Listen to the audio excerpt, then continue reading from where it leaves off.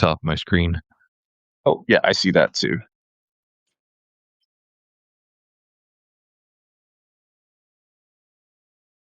Okay, there we are, live. We are live. Hello, Substack. I know some of you in the chat. Hello. Did you have a sort of theme for today, or Oh, I mean Zen? uh, yeah. Why did Bodhidharma leave India for the East, right? I don't know. I mean, is that something you've been looking at, or It's a koan. There's a pear tree in the park in Beijing where I think that's one answer. Uh, it does not have an answer because it sounds like a very profound, important question, but the minute that question is dismissed, it sort of blows the whole thing up, which is what I like about it. But we could say maybe he went to get his eyebrows waxed or something. Who knows? He was famous for having very dark and hairy eyebrows, Bodhidharma. so I've seen his the paintings of him, like hairy beast man. Yeah, have you read the Platform Sutra? I have not. I have not. Hmm. There are so many sort of spiritual texts that I need to read.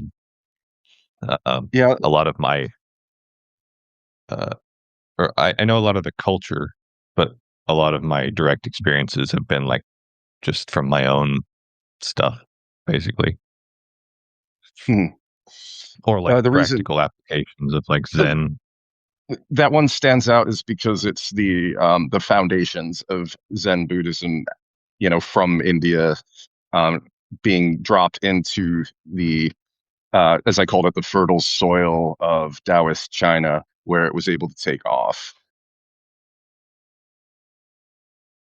Yeah, I've been in thinking of sort of the difference between the Far East and India. It seems like that Tibetan sort of border country.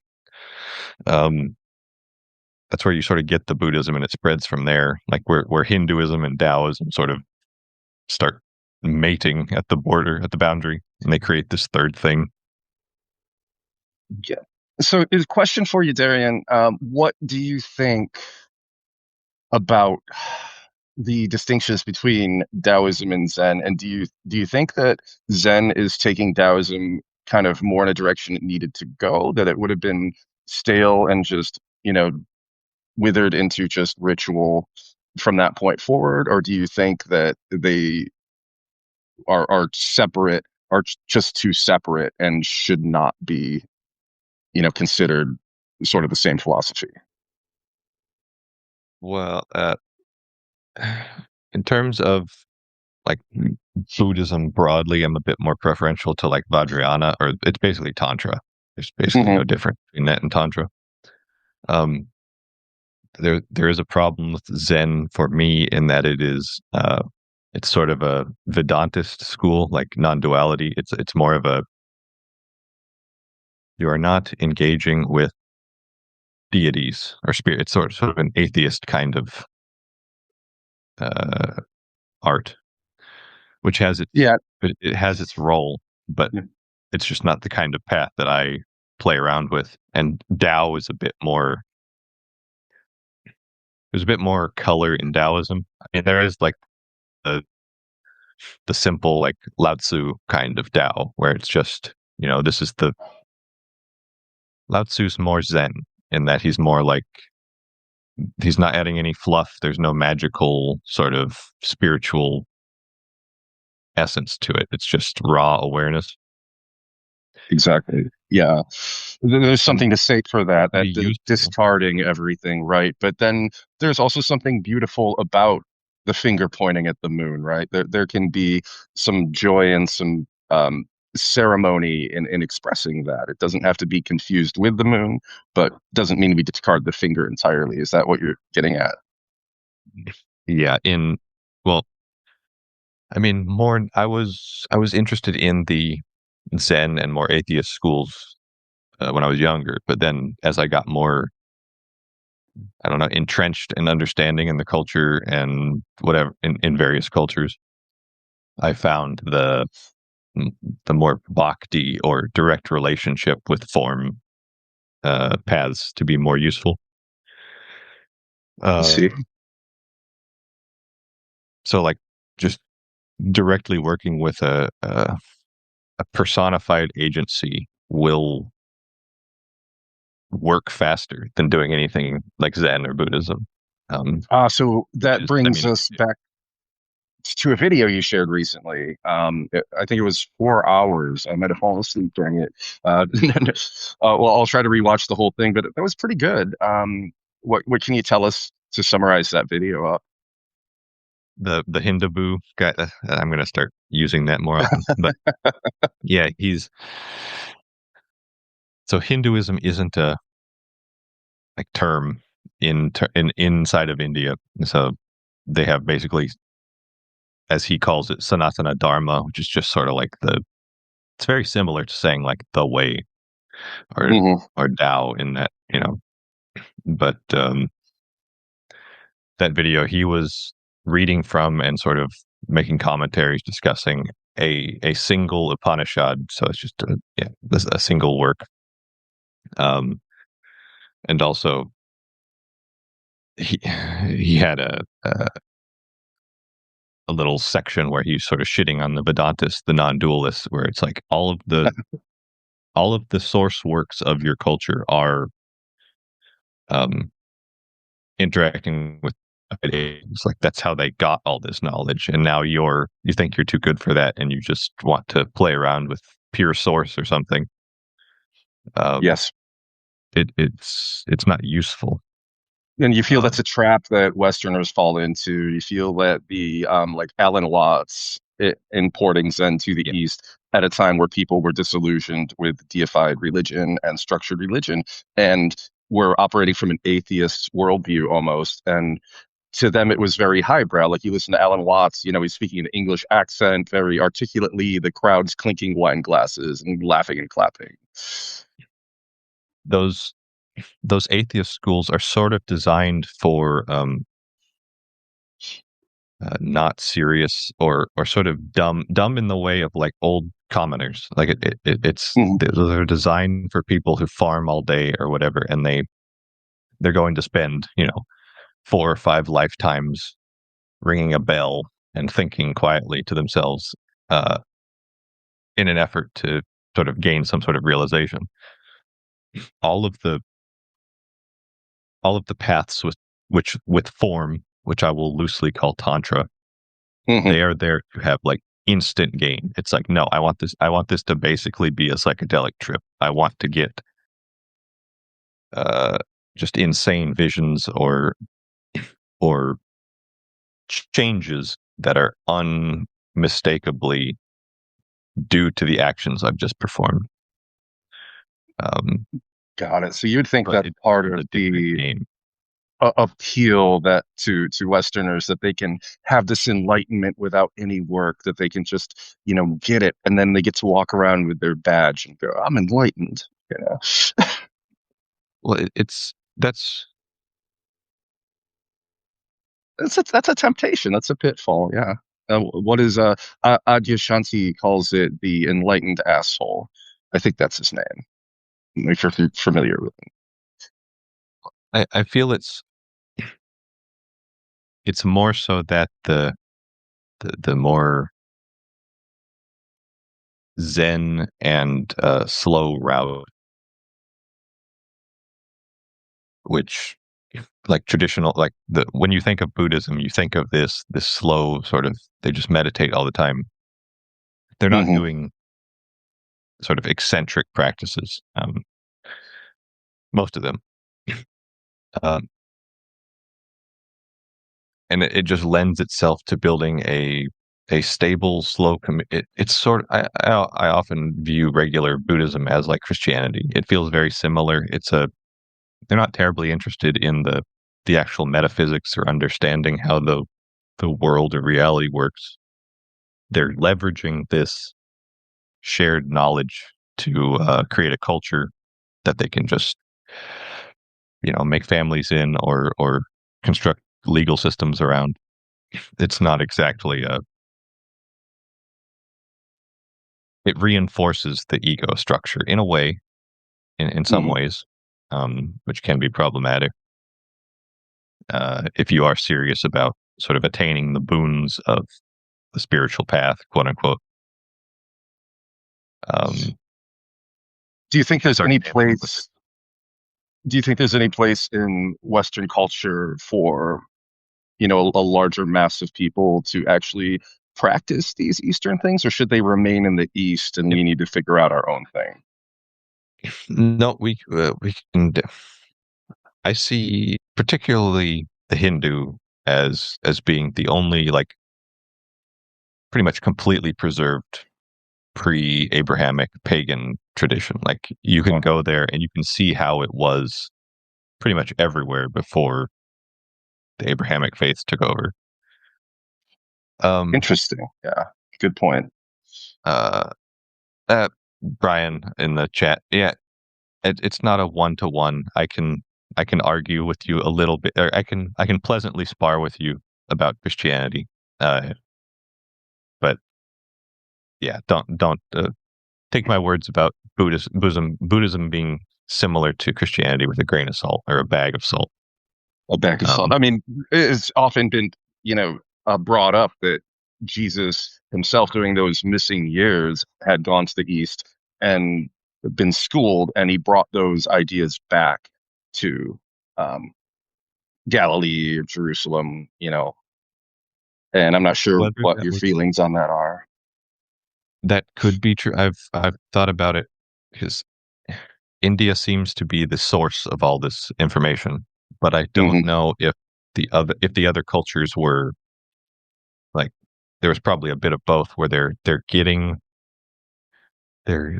some of the information like through trade and silk whatever, but it's also like an independent origination sort of thing, like how crabs just appear everywhere. Everyone's sort of Yes, getting the knowledge, so it's it's a a bit of both. convergent evolution. Yeah. Yeah, so it's good to sort of trace the history as well as understand these people have come to it of their own. It's like there's no chosen people. That's not real. There are no people who were given uh, sort of more access to it. It's, I mean, other than sort of evolutionary biases, like some people may be, like genetic differences, some people may be attuned to certain uh, elements of their own cognition, or as Hmm. people in a culture, they chose to focus on certain things and they developed their perception of it. Um, so, you know, there's a lot of effort and chance involved in it both at the same time. Like you can, I mean, and that's how life is. It's sort of unfolding game. Yeah, yeah. I remember when I was kind of new to this alternative religion, this Eastern philosophy thing in my early 20s, and I had just kind of felt like, oh yeah, people are, tilting towards being atheists or tilting towards alternative religions. Definitely California's, got to have like a large group of Buddhists, and I looked at the stats, and like California is still like 90% Christian or some huge amount, and it blew my mind. Like the Christianity in Abrahamism is really, really, really entrenched and is almost like you can't remove it from the society we live in, right? Or do you think that could happen over time, or do you think it would take some kind of a drastic, you know, fall of the West where United States balkanizes or people really fragment and then start looking for something from scratch?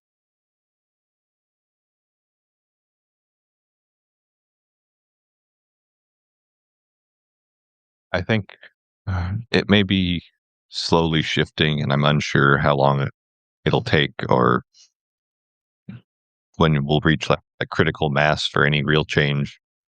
Hmm. But people in America seem to do what they do because someone else is doing that, and they're sort of in a collectivist sort of convenience feedback loop of they're basically they come to spirituality more as a social animal than as a thinker. They're not thinking. They're not. to the degree which they are thinking,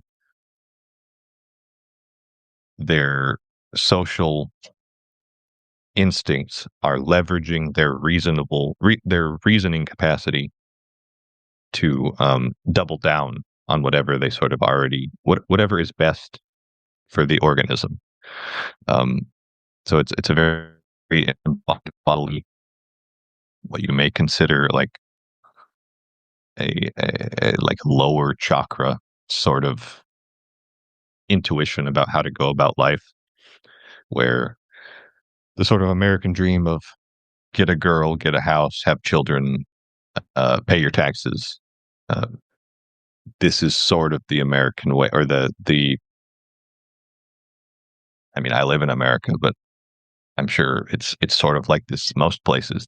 It's just lowest common denominator. This is how we.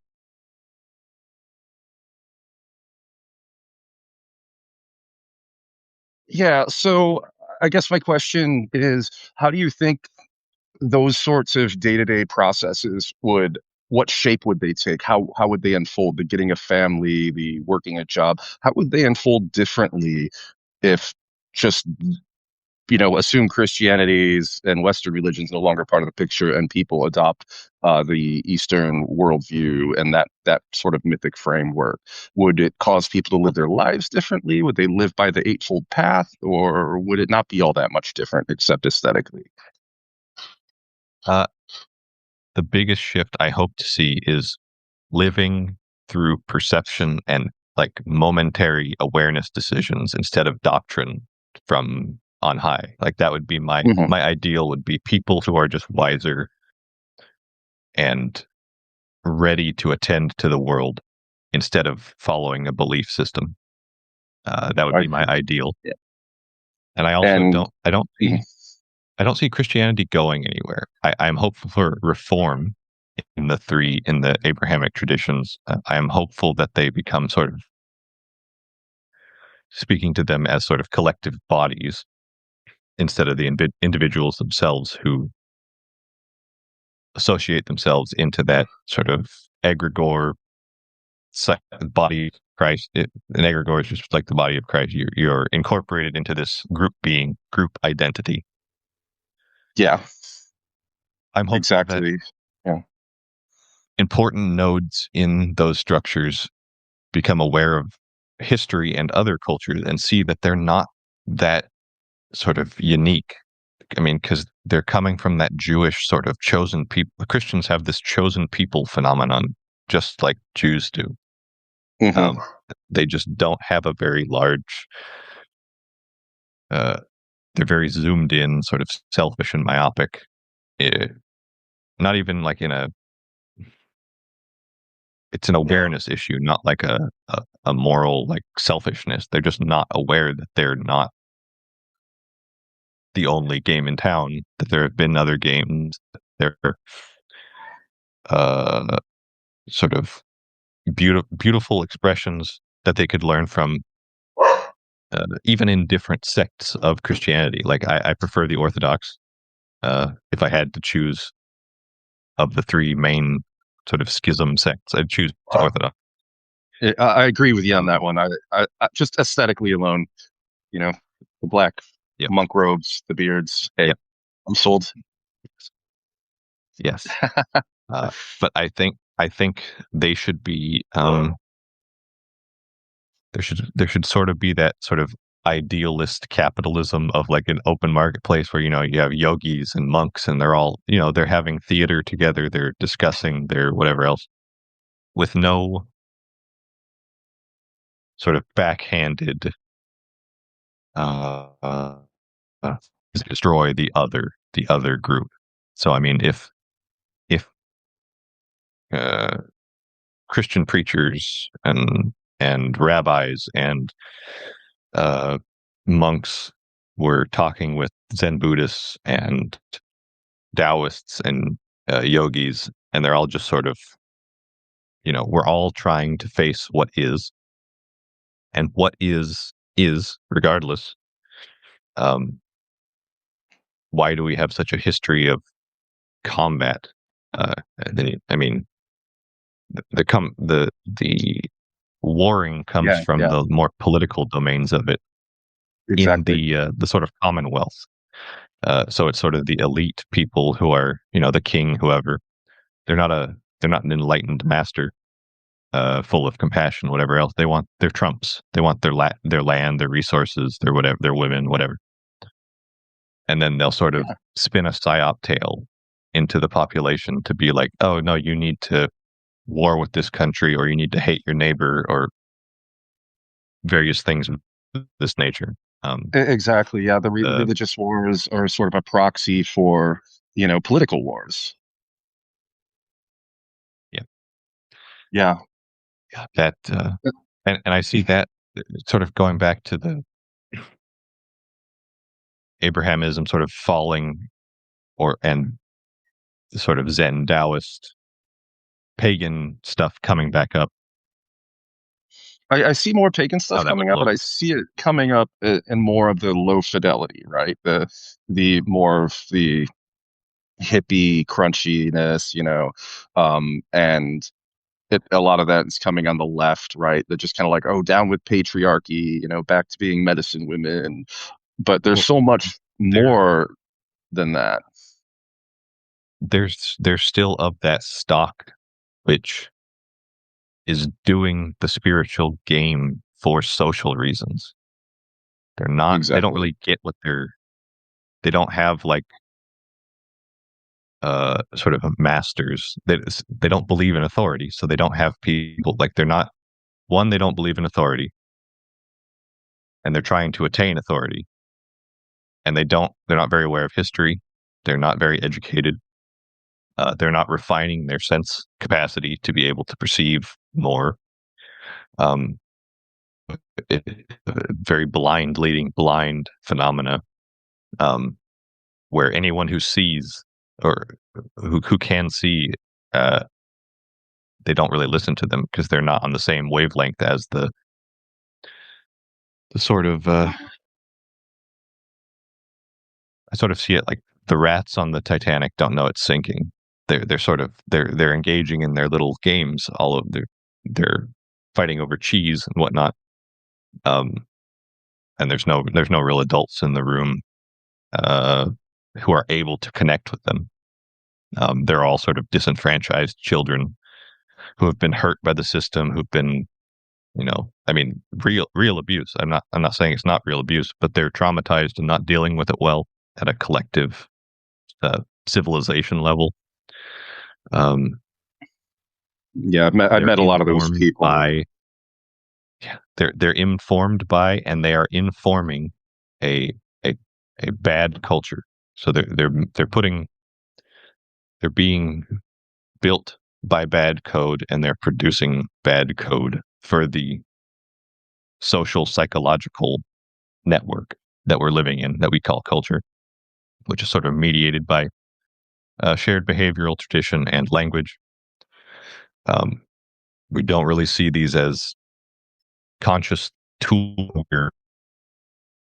we're supposed to look at in a self-reflective manner and edit and adapt to be most beneficial. We sort of take Mhm. them for granted.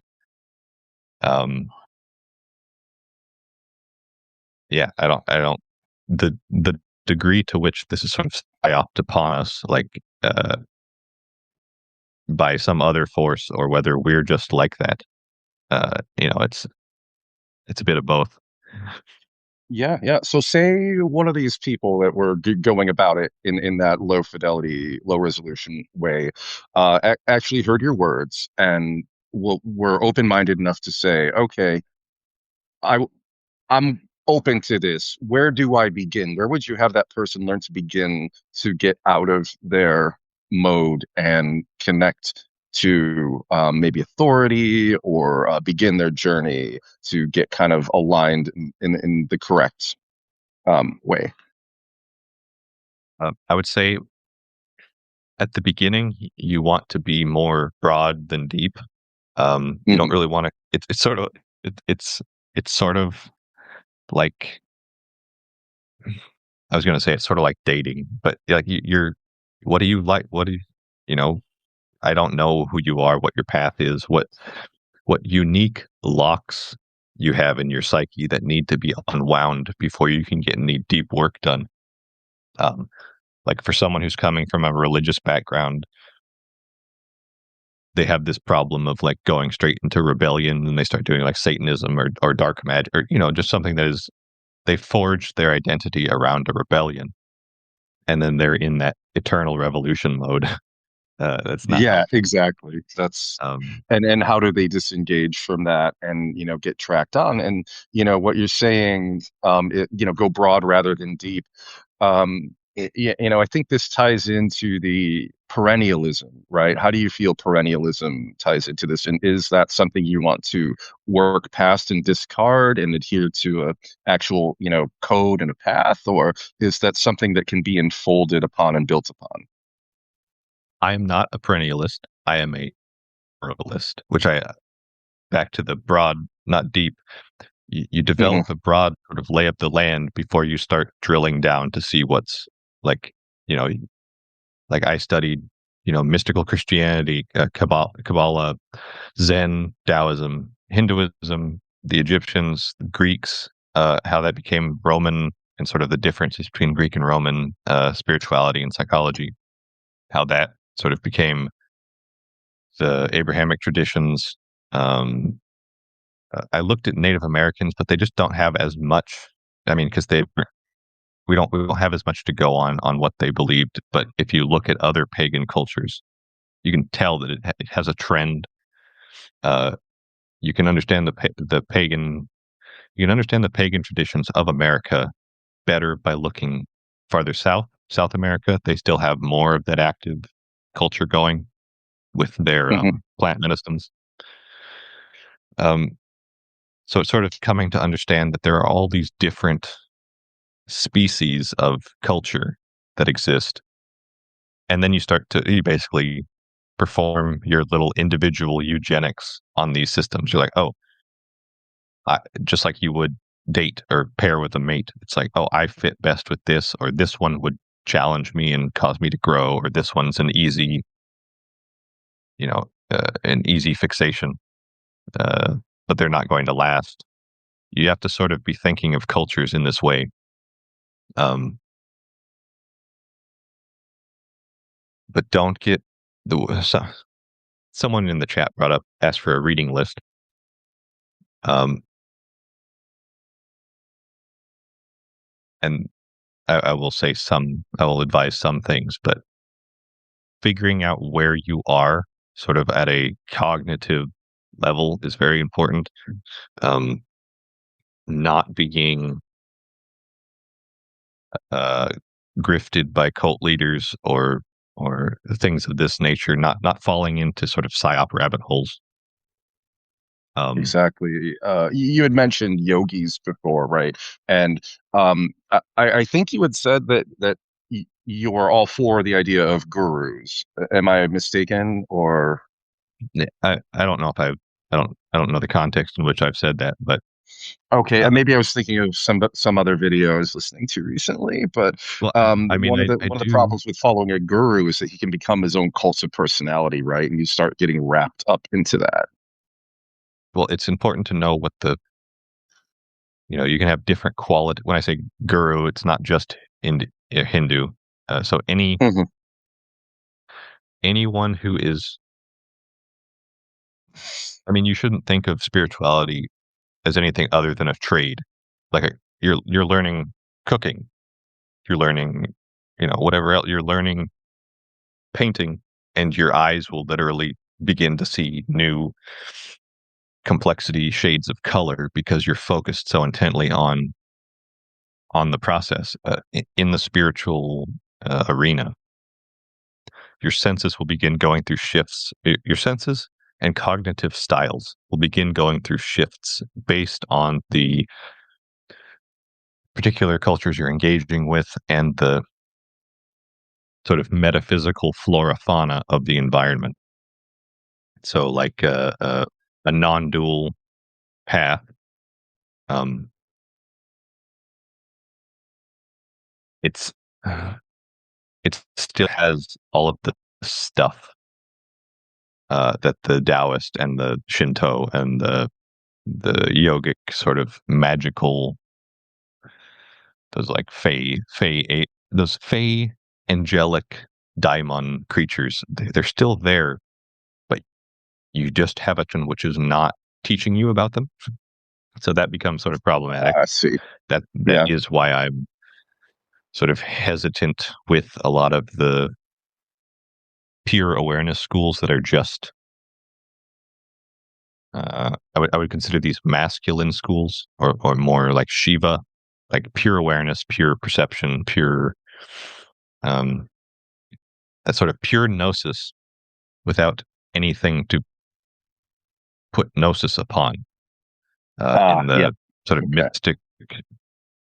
mystic or Gnostic Christian, you have the instead of Shiva and Shakti, you have Logos and Sophia, or Christ Logos, same basically the same thing, Hmm. and Sophia. Yeah.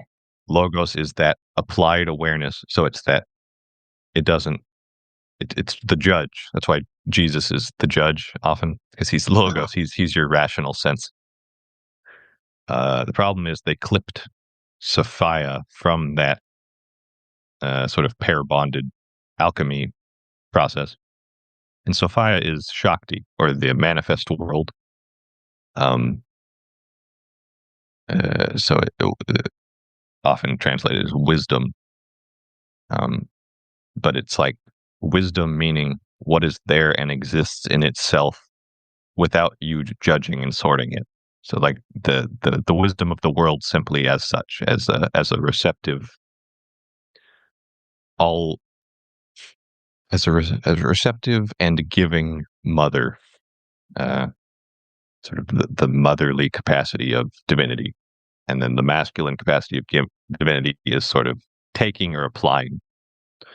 Um, So you uh, feel so in Zen, without any structure, without any authority or guidance, or purpose, it can't really lead to anything. It ends up just becoming its own end in itself. uh, well, it can, but it's rare. I mean, it has to start somewhere. Someone Hmm. figured something out, and then they, to whatever degree they were able to persist in that, and then other people did the same thing, and then they would butt heads and compete, and then Yeah.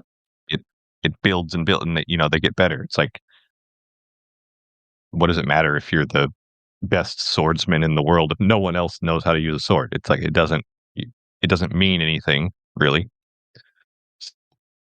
People develop a technique and a path, and then they compete that against others, and they're uh, developing a higher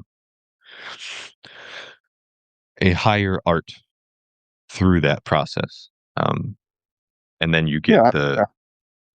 and then you get the understanding that the process, that sort of dialectic process is the point, and we're not Mm. here to actually kill, the like if you kill your sparring partner, you're not able to grow anymore. That's sort of it's inefficient to do that. Um, Okay.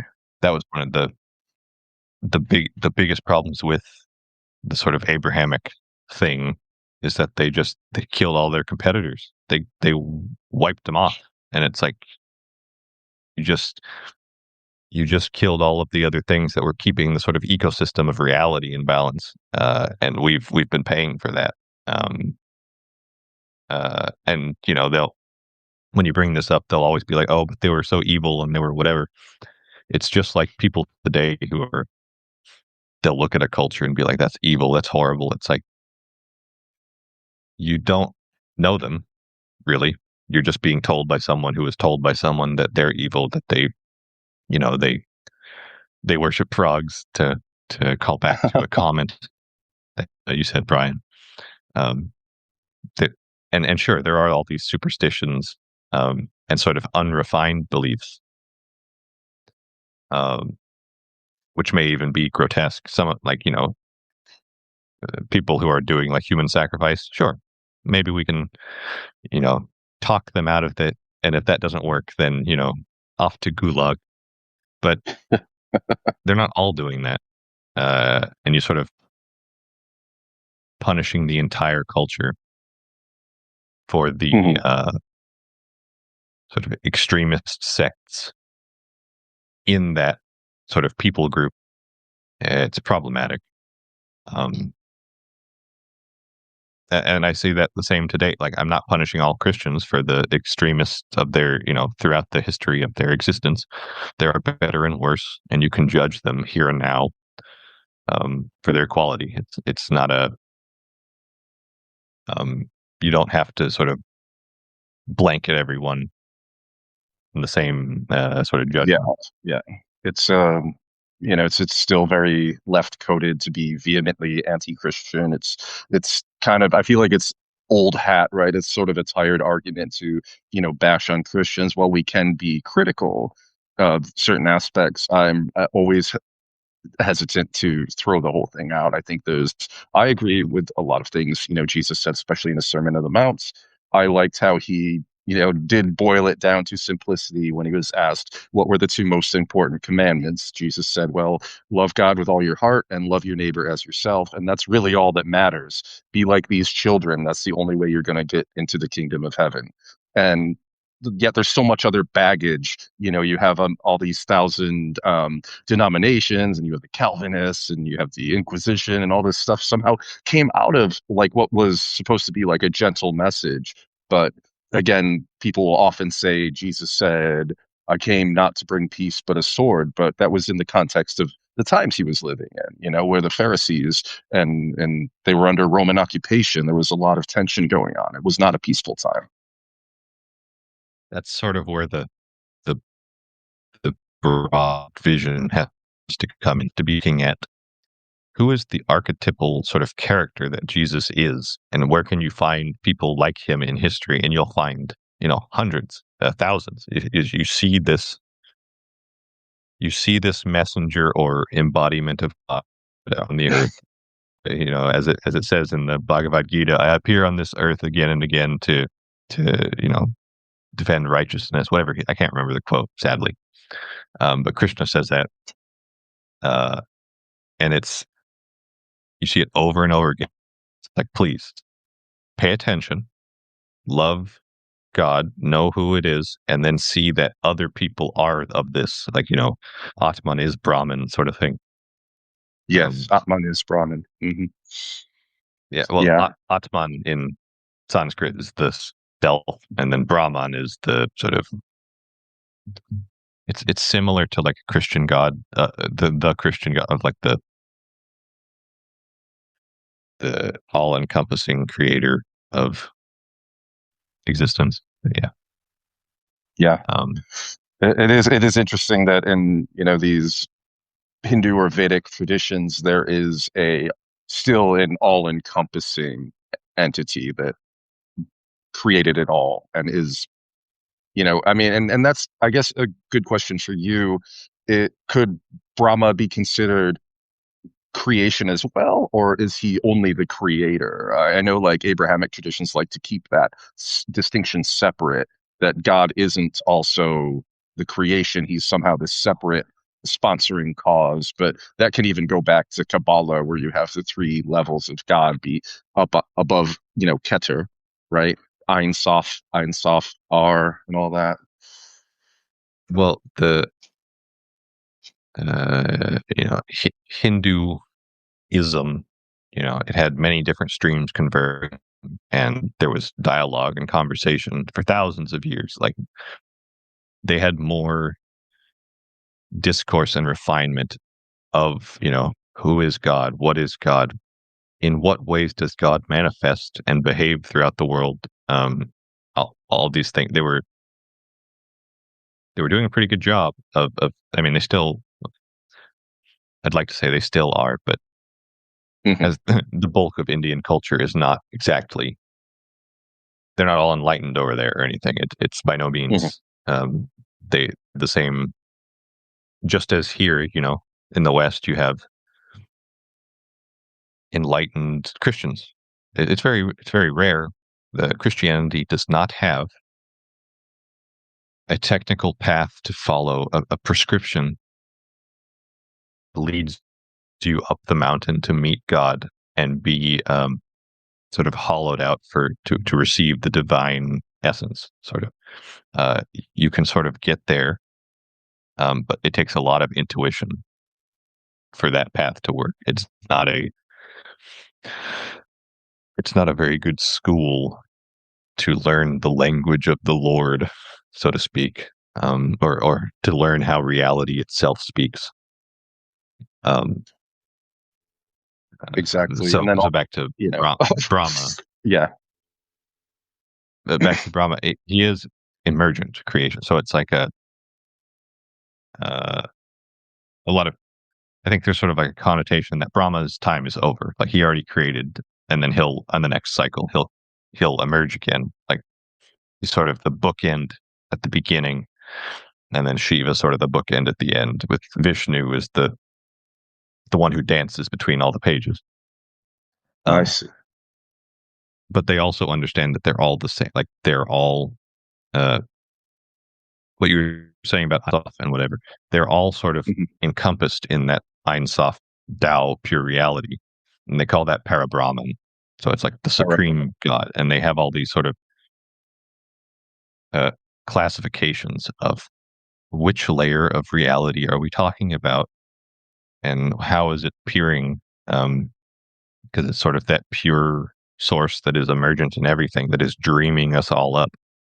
Um, it has infinite manifestations, so it can appear literally as I mean, that's what you are. You are an appearance of it. Like you are, it has given it so that you may be, which is the exact same thing as saying that it died for your sins. Uh, but the problem with saying that it died for your sins is that uh,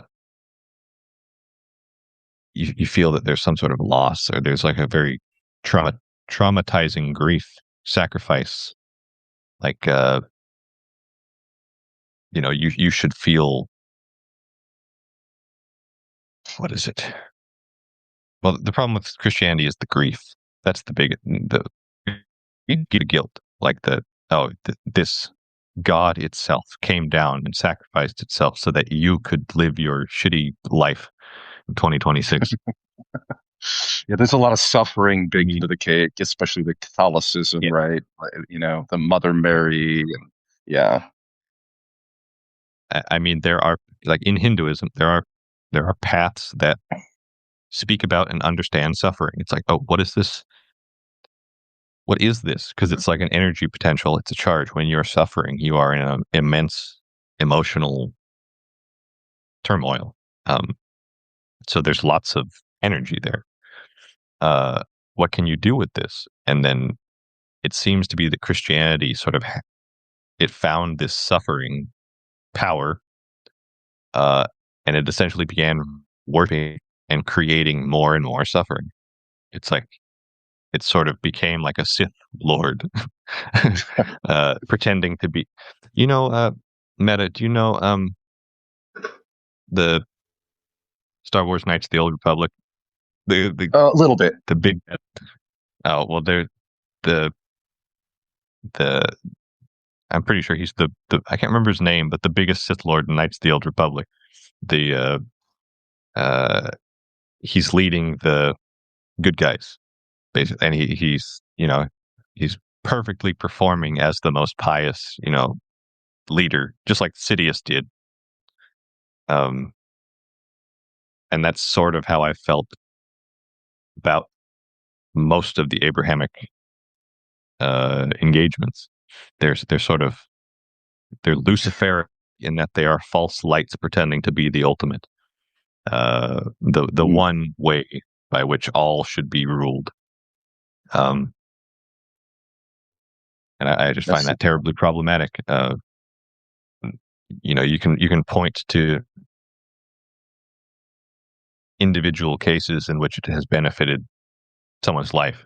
That's great, but just in thinking as like a systems analyst of how to define and refine cultures to create the best possible worlds and people. It is not up. It's not up to the challenge currently. They may grow, whatever. Uh, yeah. Yeah. So, Darian, for anybody watching the stream now and supposing they are curious and want to learn more, do you have a starting point? Do you have a specific, like a Veda or a specific text to begin with, just to get your feet on the ground? Uh, okay, so I started with psychology because I was a material. I worked my way out of materialism, Hmm. atheism, materialism. So I went through the Carl Jungs and the psychology. I learned that psychology sort of points to psychology is like a door. I mean, psyche meaning soul, but it's like it's opening the door to the spiritual world. And then it's like, oh, all the problems that happen in psychology are just because they're materialist. Like their worldview comes into conflict with reality, and then it starts to break down. You get a bunch of mental illnesses. Um, so Jung, he's if you're a materialist or interested in science, things like Jung can be all right. But uh, Manly P. Hall is very good. Um, Manly P. Hall. Yeah. Particularly, specifically his the secret teachings of all ages. It's a tome of a book, but you can get it fairly cheap, and it essentially goes through symbolism. It just makes it verses you in symbolism, which is very useful because that was the language these cultures spoke. Um, and it's a very broad book. It doesn't deeply go into any one school and figure you know yeah it's just broad. So it's a good starting point in that way, as it has lots of branching pathways which you can follow if you're like, oh, I like this, whatever. Um, Yeah. Thanks, Brian. He's trying to make us laugh. You know, sorry, we're both being very dry right now, but spirituality is it can be a serious topic, but there's always room for. I like to inject kind of humor into my own Zen. One of the things that has made life the most difficult for me was when I started taking things way too seriously, and backing off of that, things have improved. well, I mean that's also important. The Abrahamism doesn't have what they have in Hinduism. They call reality lila, so it's the play. It's it's like the divine comedy. It's like we're in this sort of joke, God's great joke. We're in this. We're all uh, Right, it right. is not it is not this great battle that we have to wage until the end of time where our soul is redeemed and we can finally exist in a heavenly realm of you know we can we have to edge ourselves for all of life so that we can one day live in eternal euphoria.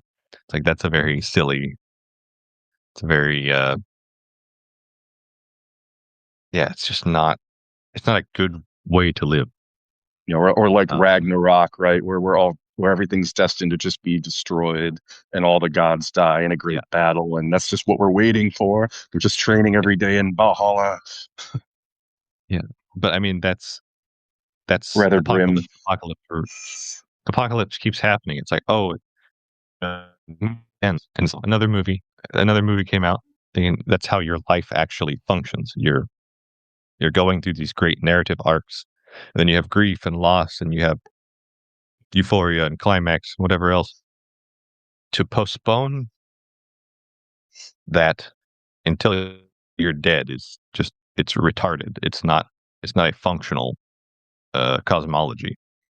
Yeah. Um, like you have to be, you know,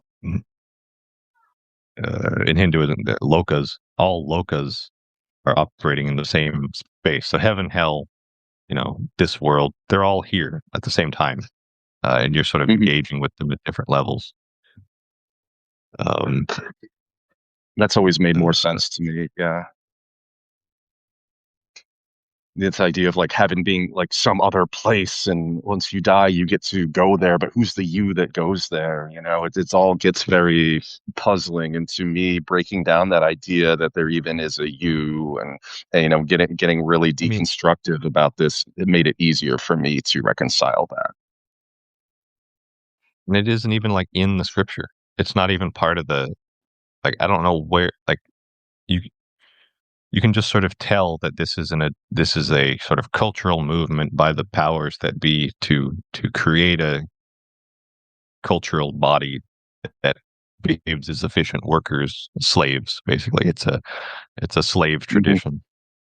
Um, and now we pretend to be free men, but we're still occupied by these. We're still colonized in thought by slave traditions that do not allow us the expression of sovereignty, because that would be, you know, if you really loved yourself, if you really had a good day, that would somehow ruin the lives of the ruling elite.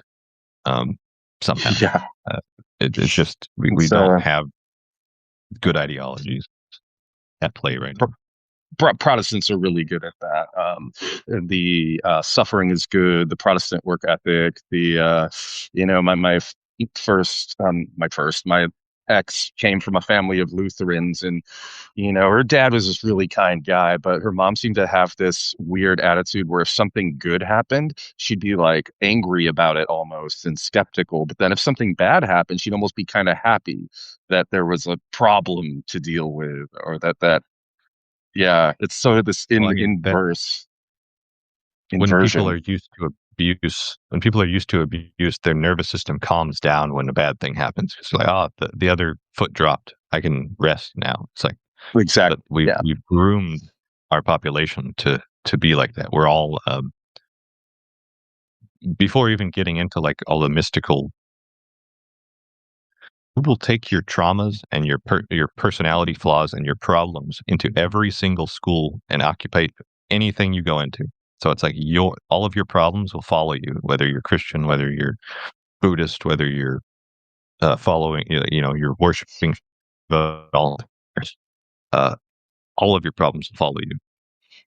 Um, so I may suggest stuff like alchemy first. Understanding what alchemy is, because I mean the terminology of alchemy and yoga. They're very alchemy and yoga are basically the same thing with different language and Hmm.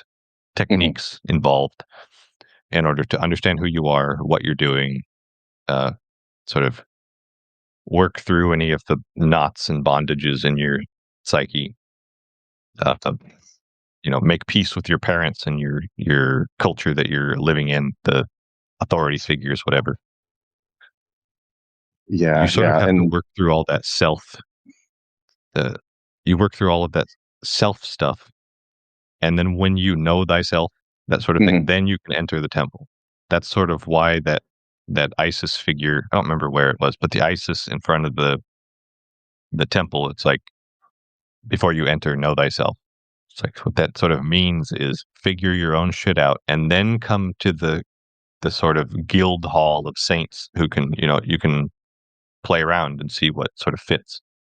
Um, So this alchemy, is this in this yoga? Now we're separating the term yoga from just the physical exercises that the moms do, oh yeah, right? It's yeah, it's this yeah. is a mental discipline, and I think the word comes Well, from yoke, like the yoke that would be around an oxen, right? yeah, you can sort of translate it to union. I mean, It Okay. it means like the same thing as Catholic. It is union. It is the united. The Hmm. you are realizing that everything is already in union. Everything is, you know uh, you don't have to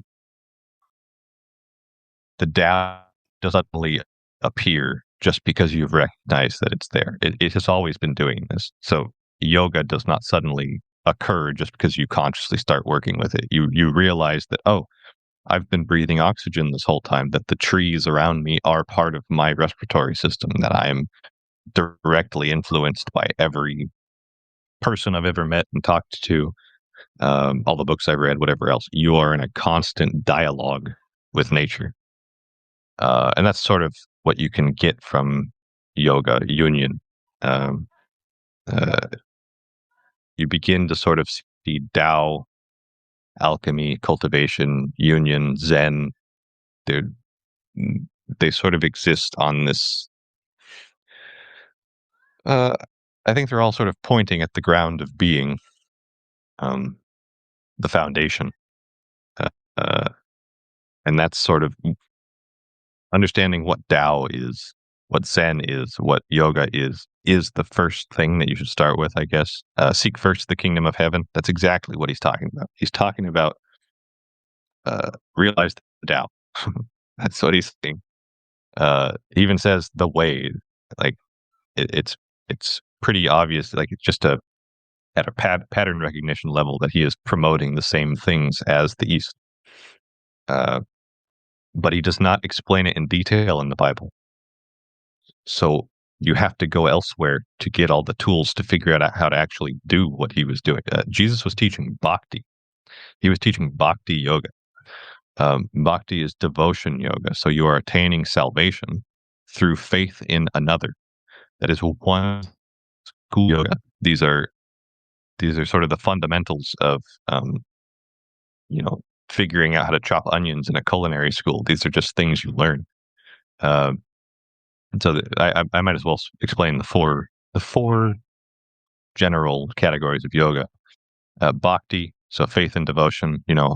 You pray, you you engage in a relationship with something, whatever it is. You're engaging with a relationship with a usually divine figure of some sort, whether it's a guru, a living guru, or the higher guru of a deity.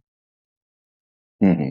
Uh, Also apparent in Christianity is what's called karma yoga. So it's good works. All of good works is karma yoga. So I'm doing good to other. I'm doing good for goodness sake.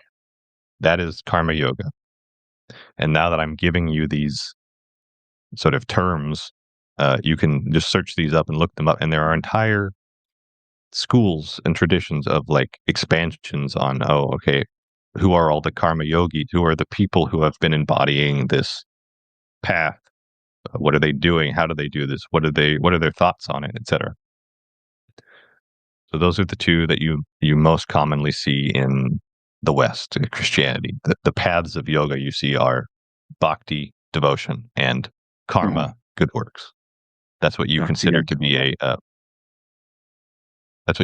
a spiritual person, I guess. Hmm. And what would you consider the next step once you've gotten through those, or you want to move on?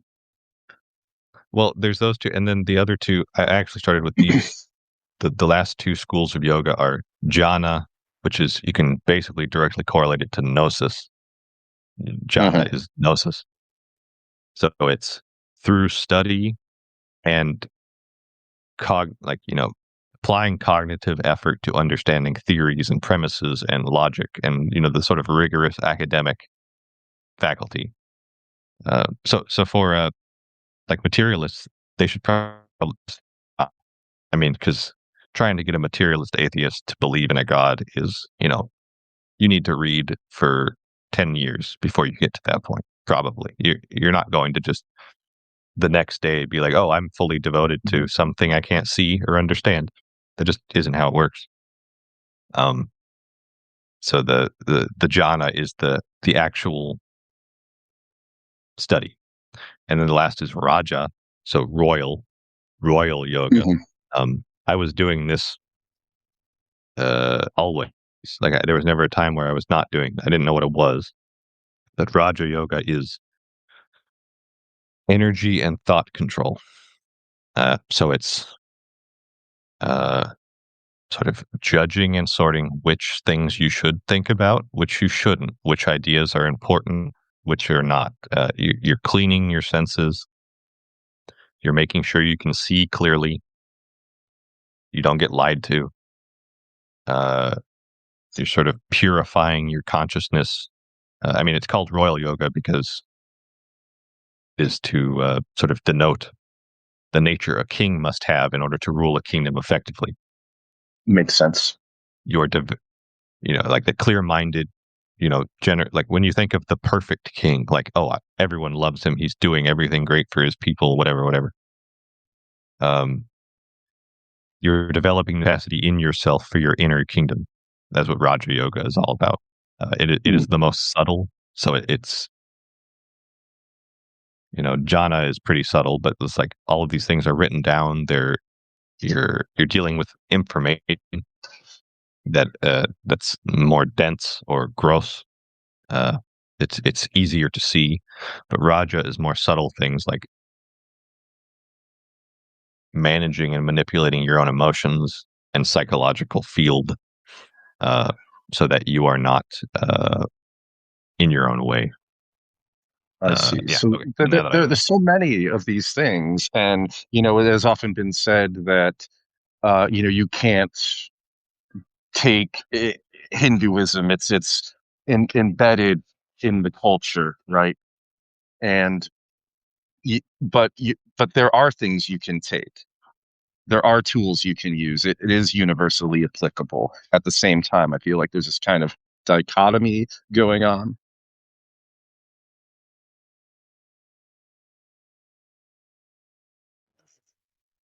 Sorry, can you repeat that? I was answering Oh, someone in chat.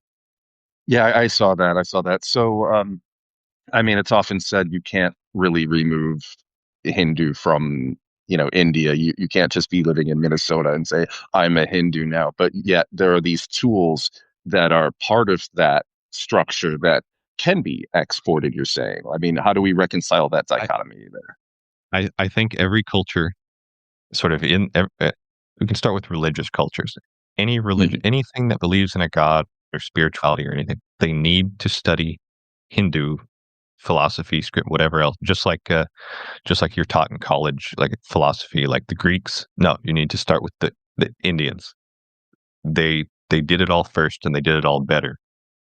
If you want your culture to function, in accordance with the Tao, or you can even say in accordance with Christ or God or whatever.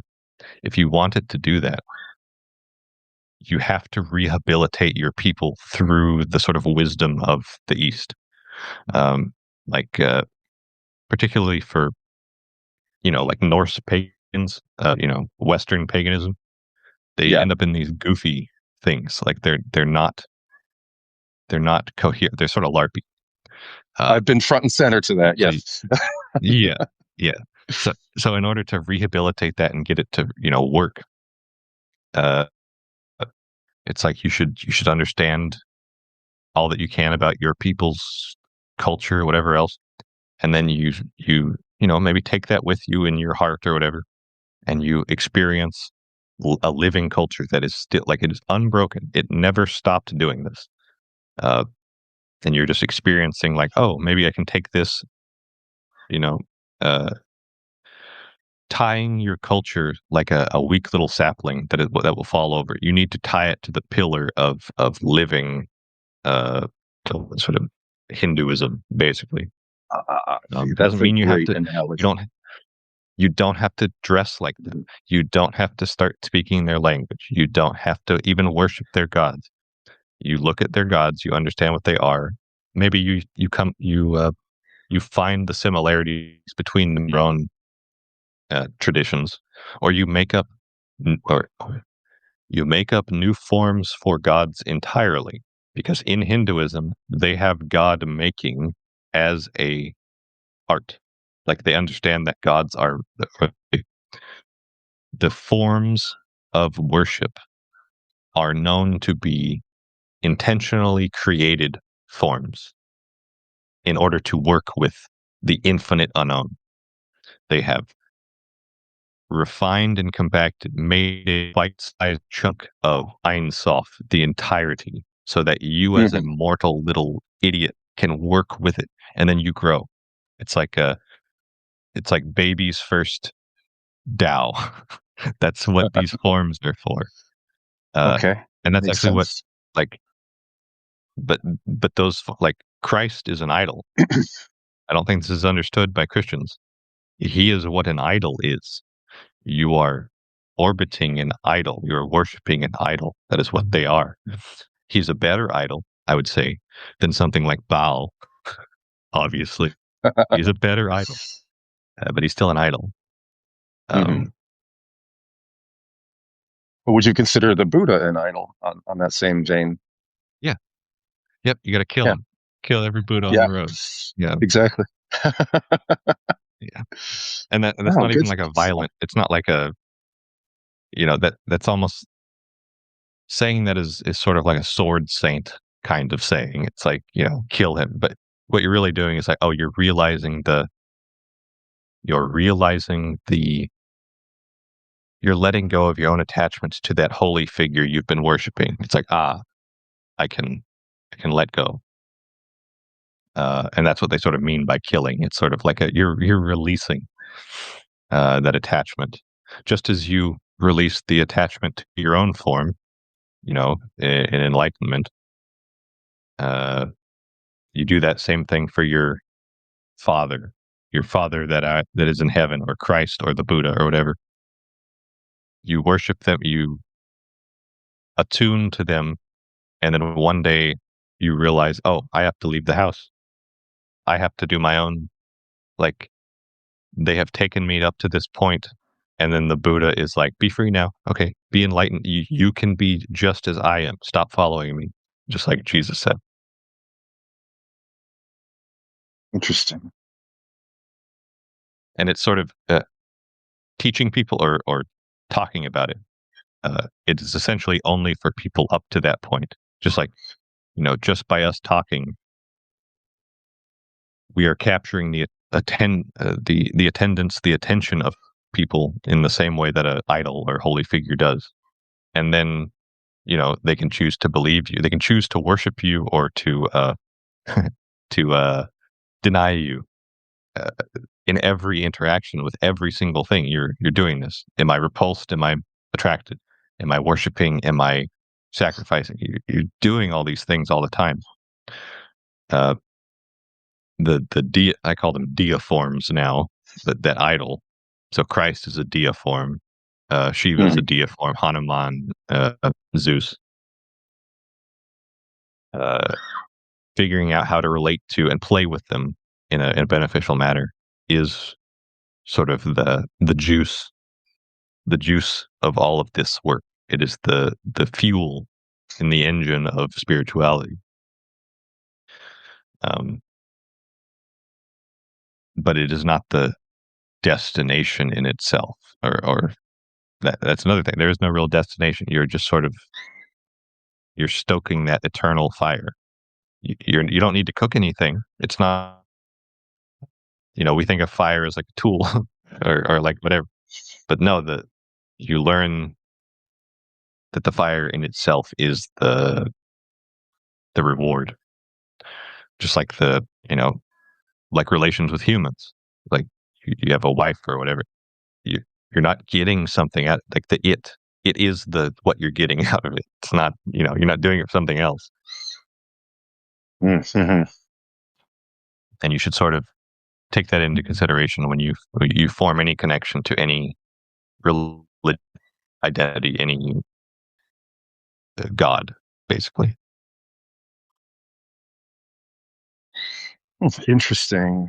Yeah. One thing that I found fascinating. So one of my friends from high school, I was doing some work with him out east during my time away from Washington, and we had an interesting conversation. He had actually uh, opened a Zen center in Missoula, Montana, for a little time, and he was heavily into Zen. And um, he eventually has come around to something similar to how you think. Like, I wouldn't say he's Christian, but he's come back to this idea of, spiritual authority and a deity, and that we can't just use non-dualism as an excuse to put our own desires first. I'm wondering what you think about that.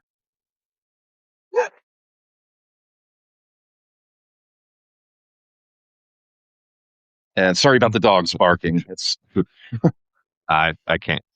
It's not too loud or anything. For me, at least. I think what people should focus on more in regard to that is the work you're doing is in cultivation of yourself. So everything you do is selfish in that way. But by refining and cultivating the self, your selfish acts help everyone. So, I mean, that is the process. Like, a holy person is entirely selfish. They are completely selfish.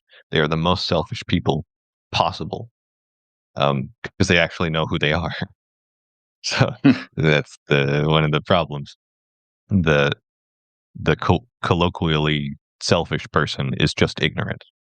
They're not aware of who they are, so they're behaving in these sort of narcissistic ways that are low in empathy or consideration, etc. Um, the saint is the most selfish person possible, uh, but they have refined their self. They have refined their perception, to be of the most benefit. I see. And I would sort of that. What is it? What is the Crowley statement? The something yourself is the whole of the law. If you know what I'm talking about, I don't remember the Do full do as quote. thou wilt, but I think it was do as thou wilt, and ye harm none. I think that's the Wiccan's creed, if I'm not mistaken. But the that uh, Were you your thinking will of and sort of Thelema? I'm not. I may be. If I found myself picking and choosing from lots of sort of magical schools because I it's like, oh, that worked for me now, and then I ignored it after that because it's like, oh, this works, but I'm not going to join your cult or anything. I see that. I'm the same with religions. It's like, oh, you have a useful tool. You understand this element of reality in a spectacular way. I'm going to incorporate that into my own being. But then I move on. It's not a I go back to the desert and wander. It's not a problem. I don't need to wave your flag around, Yeah, or even remember completely the quotes of your people. So yeah, but interesting. that do as that do as thou wilt. The the well practiced just their own heart, basically their own path. They will naturally be in accordance with Tao or God or etc. And that's what Well, you're exactly. Yeah, the idea is that working your toward. will become God's will, so you'll be doing the right thing when you realize your true will, and you're not trying to feed the false ego, I guess. Yeah. Something And like that. people will be like, "Oh, well then won't that lead to like evil?"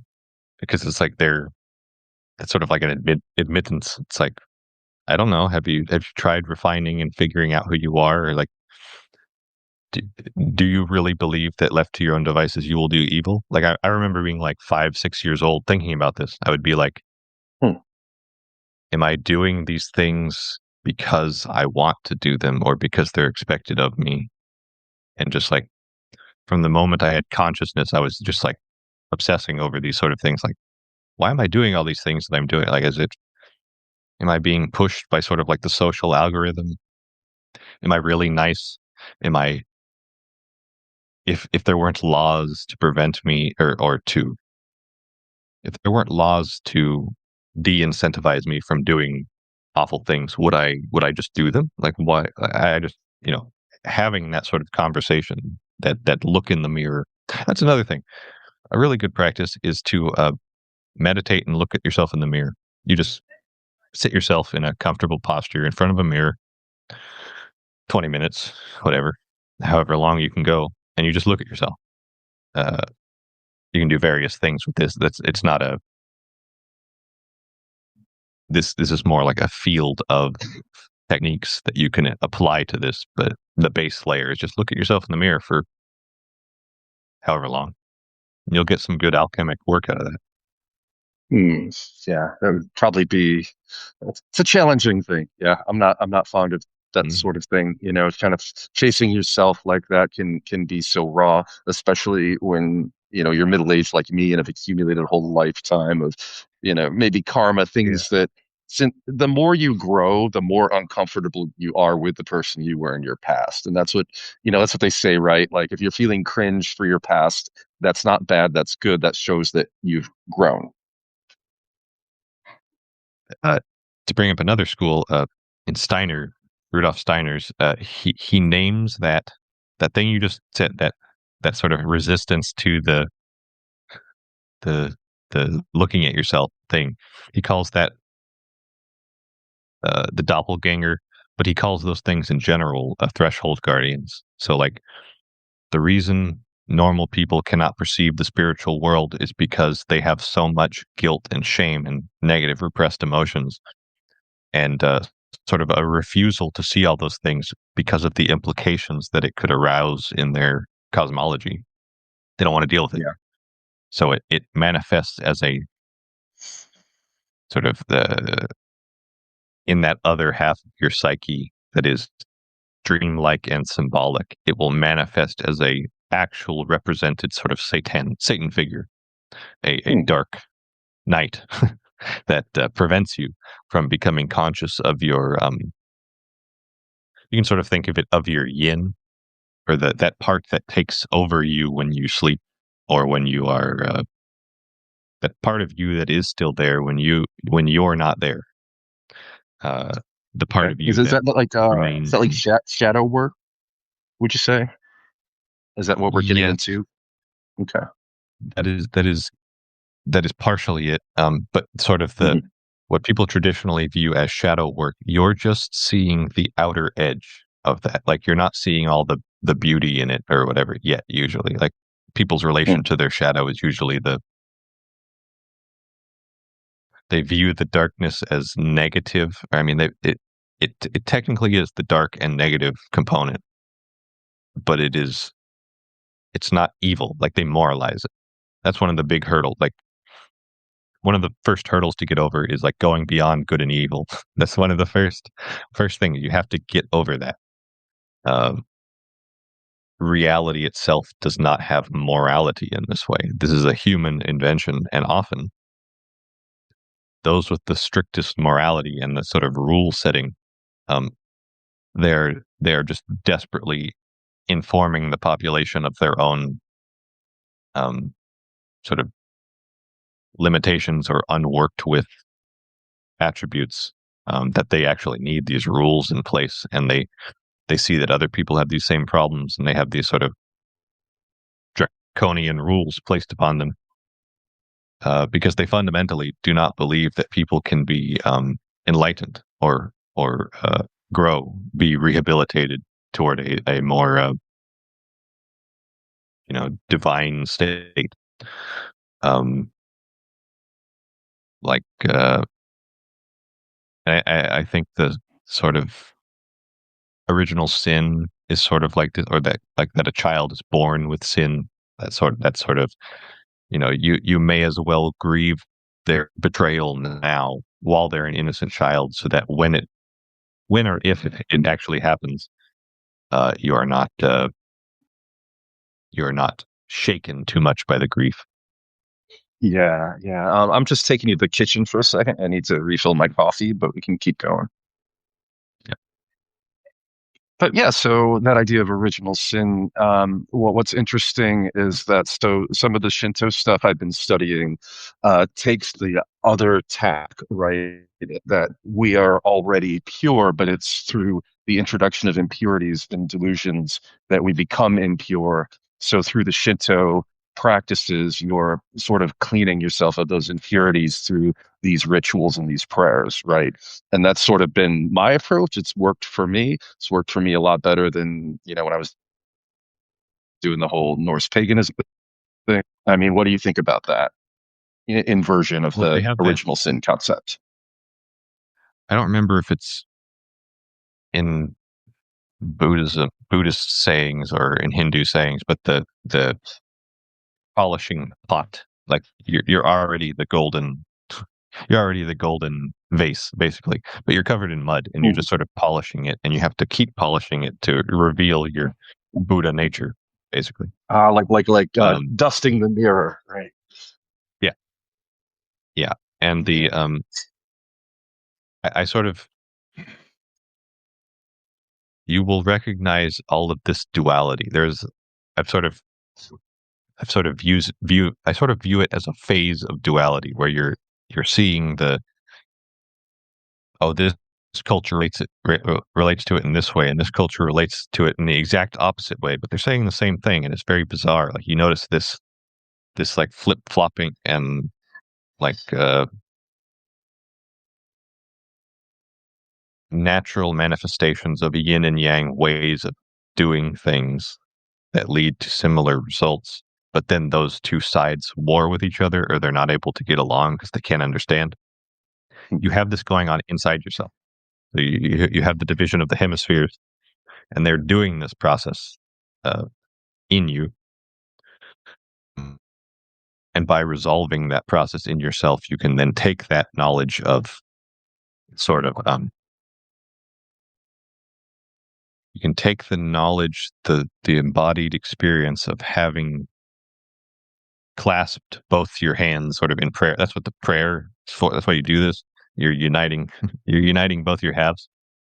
Hmm. You can then take that into the population, and you can, you can be a force of uniting halves together. Like all of these holy figures become like mediators. Like they become they're in between two sides, like Jesus, in between the Jews and the Greeks. They're always in between these two sides, and they're doing their best to unify them in the exact same way that the yin yang symbol appears. All of these holy figures are sort of acting as that dividing line. They're the boundary that is sort of sucking them into each other.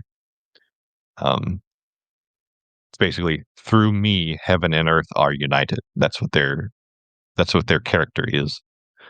Um, and that is the not an end goal because it doesn't end it, but that is the state.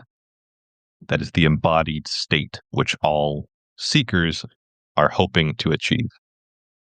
To live from that, I have yin and yang working together harmoniously within me, and am setting up the world around me to reflect this unity. Like when, like something like feng shui or whatever, they're doing that. That's what they're things like feng shui are extending their enlightenment to the surrounding structures.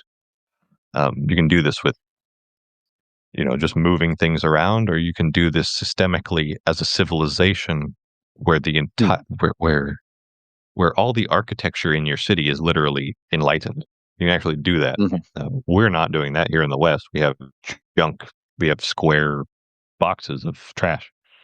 Um, Brutalism. Yeah. not that not that Cost square edges efficient. are bad, It but adheres to safety regulations. It's the safest that everyone can agree upon, right? We're also sort of yeah. risk averse, and so we've lost that beauty that might inspire us and guide us. I get, yeah, that's big contention, and yeah, It's like I'm on the same side. Yeah. I mean, we don't know how our buildings are causing our mental illness. It's like it's so bad. It's like Hmm. all the disharmony, all the uh, the uh, the poor sexual relations, like men and women hating each other, like with an extreme of like South Korea or somewhere, or all of these sort of abrasive qualities of human interaction. Yeah, no, that's one of the reasons I left the cities. I mean, I could be probably doing pretty well for myself if I could stomach that life, but you know, coming out to the Well, that's mountains, another thing. it's just, yeah. That you see that vision again, that duality, the city versus the country. Like if you're if you're an enlightened empire, then your cities and your rural areas, they are both good. like Yeah. but the problem is that our leaders, they are from one or the other, and so they favor and they America needs a new purple emperor. That's what I want. I We're want quoting Yarvin tonight. Okay. yep, yep. Uh, Yarvin is. I made Yarvin. that little one-line joke post, and like, I swear to God, if Yarvin was just a psyop to make monarchism soy, then I'm going to be so upset. Um, yeah, we do need the purple emperor. Um, Hmm. not Yeah. only in uniting the left and right, the blue and red. I mean, that's where we get that, but also the heaven and earth. Like Jesus and Julius are the same figure at different octaves, and it's very odd. Hmm. Um, it's basically the material and the spiritual.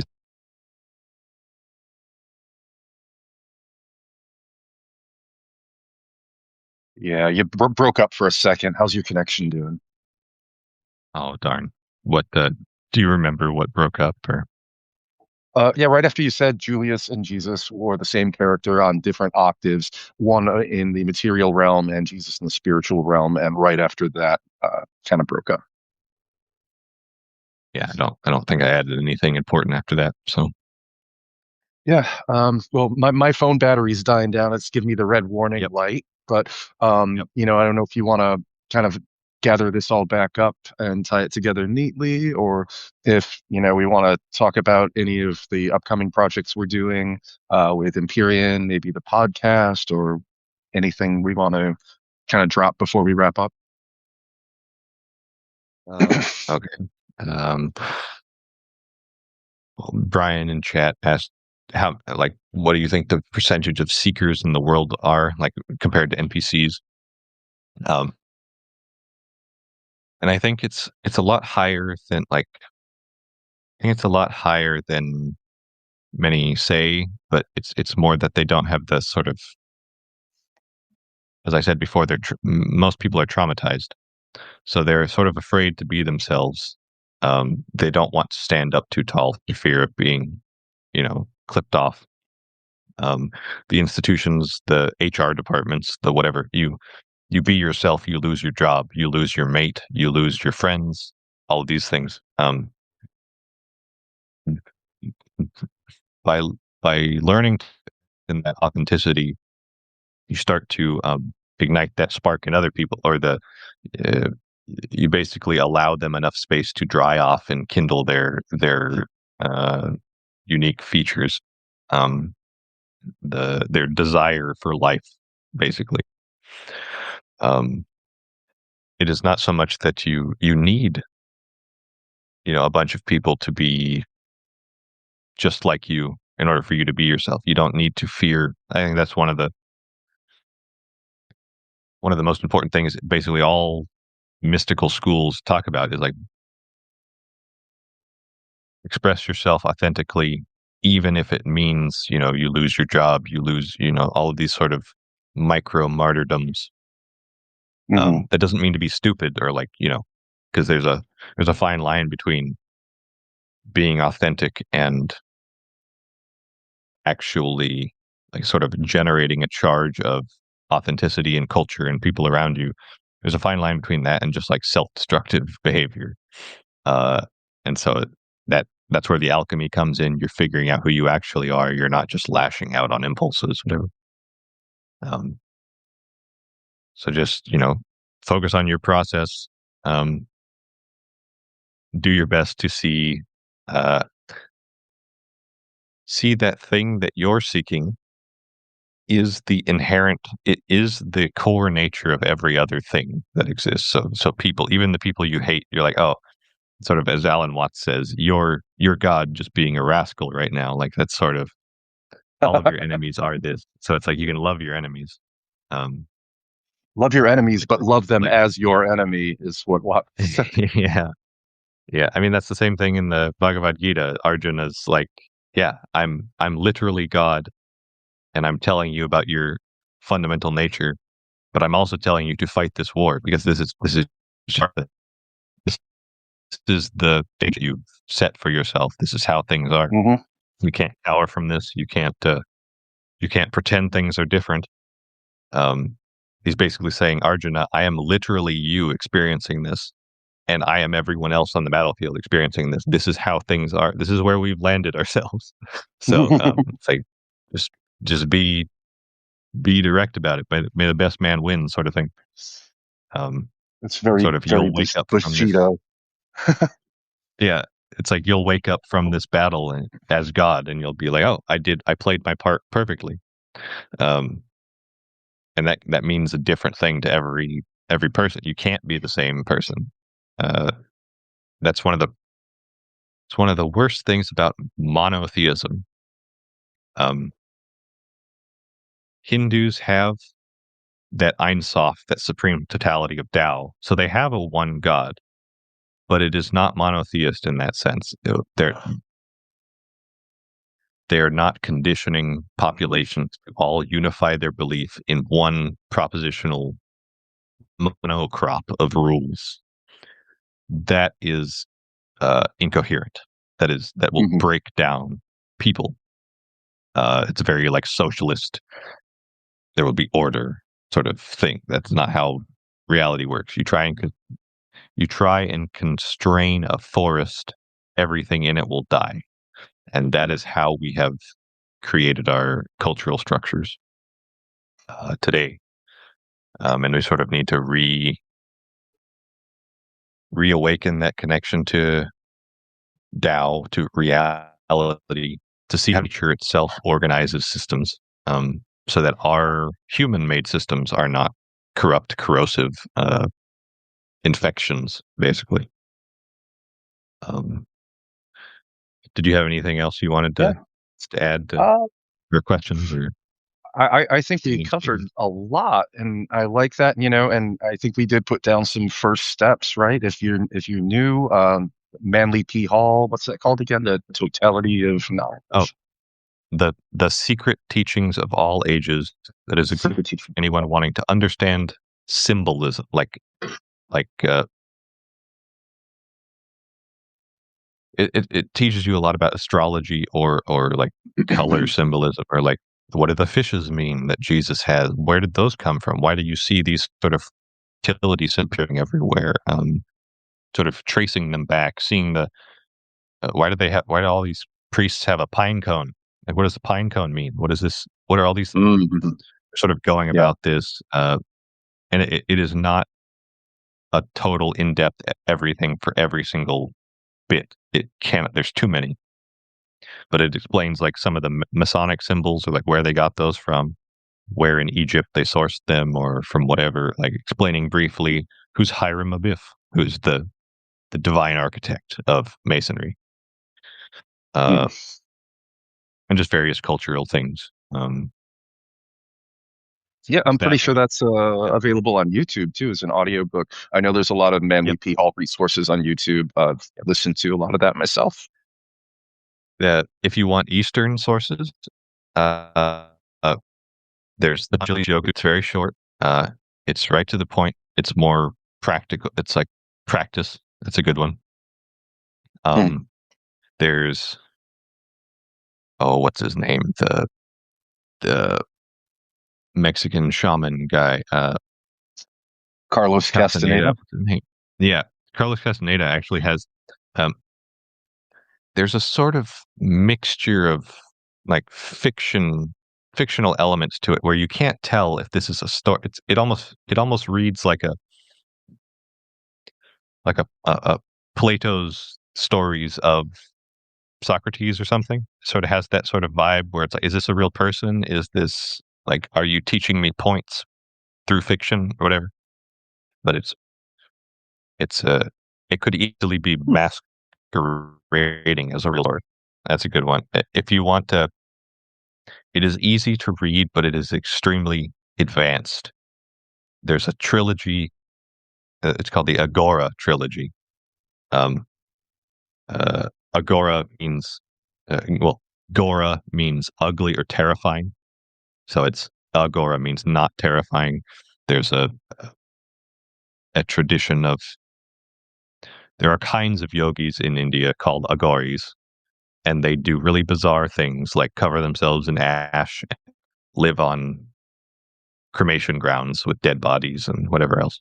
They do other Oh things too. yeah. It's not just that, Hmm. but they are engaging with things that terrify them until they are no longer terrifying. That is the entire path of gore. Um, and even us normal people who are not going to the extremes of like eating human brains or feces or something like those are extreme, like disgusting, horrible practices. You don't have to do that. Like uh, those are, and it's not like they're all doing this, but you can take those little bits of like understanding that I need to confront the unknown and the disgusting and that like I'll have to clean a toilet someday. Like, all of these this is sort of what Agora Yeah. is. Hmm. Um yeah, that's another great one. Um books do I have? Um oh, Sri Aurobindo's The Life Divine. I think it's a two-part book. It's very large, but it's very good. Aurobindo is great. He was a political and spiritual person. So I mean, liberating India from British occupation as well as being a like genuine yogi. So you can sort of see how you can merge the political and the spiritual together. I, Uh, that's how I do not think you should be. I do not think you should at all times render unto Caesar what is Caesar's. I think you should much more seize the day sometimes, um, because then you can leverage your cultivated spirituality into the environment, and you can make other people's lives better. And it's sort of a I have that sort of bodhisattva kind of you need to help others, whether you're a carpenter or a judge or a lawmaker or a president or whatever. You're a leading figure. The leading figure, the people with the most power should be the most aware and enlightened. That's sort of how I see it. I hope one day this mm. becomes a thing, or at least in small pockets, at least. Um, but you should sort of, I don't know. Joe Rogan's brought up that like all politicians should take psychedelics, sort of thing, just so Yeah, they can deal with their own that's shit. a yep.